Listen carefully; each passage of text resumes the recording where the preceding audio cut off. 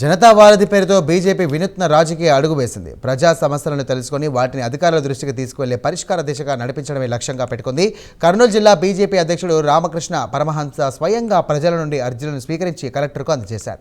రాష్ట్ర అధ్యక్షుడు మాధవ్ ఆదేశాల మేరకు కర్నూలు జిల్లాలోని మౌలిక వసతుల కల్పన, అలాగే నిరుద్యోగ సమస్యలు, రైతులు, పేదల ఇబ్బందులు వంటి పలు అంశాలను గుర్తించి వాటిపై నిరంతర పోరాటానికి సిద్ధమవుతున్నామంటున్న రామకృష్ణ పరమహంసతో మా correspondent Mastan face to face. నేడు జిల్లాలో బీజేపీ ఒక వినూత్న కార్యక్రమాన్ని అయితే ఏర్పాటు చేసింది. జనతా వారధి అనే ప్రజల సమస్య దగ్గరికే మేము అంటూ ముందరకు వచ్చిన పరిస్థితి ఉంది. ఇదే జనతా వారధి రాష్ట్ర వ్యాప్తంగా జరుగుతుంది. ఇది ప్రత్యేకంగా కర్నూలు కలెక్టర్ ఆఫీస్ ఎదురుగా అయితే కనుక వినతి పత్రాలు అయితే కనుక జిల్లా అధ్యక్షుని సమక్షంలో తీసుకోవడం జరుగుతుంది. వీటిపై మరింత సమాచారం జిల్లా అధ్యక్షునితో తీసుకునే ప్రయత్నం చేద్దాం. అది కార్యక్రమం ద్వారా ఈ రైతుల సమస్యలు అన్నీ కూడా మేము మా దృష్టిలో వచ్చినాయి. అన్నీ కూడా మా టీం అంతా కూడా తీసుకోవడం జరిగింది. మా జిల్లా శాఖ అంతా ఆ ప్రతి ఒక్క అప్లికేషన్ వచ్చిన దాన్ని రాసుకొని పూర్తి స్థాయిలో కలెక్టర్ గారికి వివరించి ఏ విధంగా దీన్ని పరిష్కారం చేయాలనే దానిపైన మా భారతీయ జనతా పార్టీ నాయకులు, కార్యకర్తలు అందరూ కూడా కృషి చేస్తున్నారు. అందులో భాగమే అనేకమైన గ్రామీణ ప్రాంతాల్లో ఈరోజు తాగునీరు సమస్య కూడా భారీ ఎత్తున ఉంది. మేము కూటమి భాగస్వామిగా ఉంటూ ఈ యొక్క ఎక్కడైతే సమస్యలు ఉన్నాయో ఆ సమస్యలందరూ కూడా నేరుగా మా యొక్క మండల శాఖ వారీగా మనకు సమస్యలు తెలియజేస్తున్నారు. వాటి ద్వారా మేము జిల్లా కలెక్టర్ గారికి దృష్టిలో ఉంచుతున్నాం. అలాగే వైద్య కావచ్చు, విద్య కావచ్చు, అన్ని రకాల సమస్యలపైన మా భారతీయ జనతా పార్టీ నాయకులు, కార్యకర్తలు అందరూ కూడా కృషి చేస్తున్నారు. ముఖ్యంగా కర్నూలు జిల్లాలో ఎలాంటి సమస్యలు ఎక్కువగా ఉన్నాయనుకుంటున్నారు? ఎలాంటి సమస్యలు మీ ముందుకు వచ్చాయి? ప్రధానంగా సమస్యలు అంటే రైతుల సమస్యలే ప్రధానంగా ఉన్నాయి.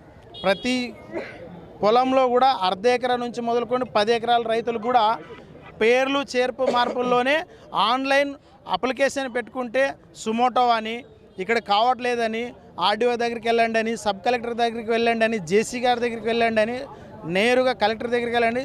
సమస్యను పరిష్కారం కోసం వాళ్ళు నెలలు కాదు సంవత్సరాలు తిరిగినా ఒక్క ఆన్లైన్ కూడా మారడం లేదనేదే ప్రధానంగా ఉంది. అది ఎందుకంటే రీసర్వే రావడం వల్లనే ఆ ఇబ్బంది కలిగింది. దానిపైనే ప్రధానంగా మేము కూడా దృష్టి పెట్టాం, దానిపైనే మాట్లాడుతున్నాం.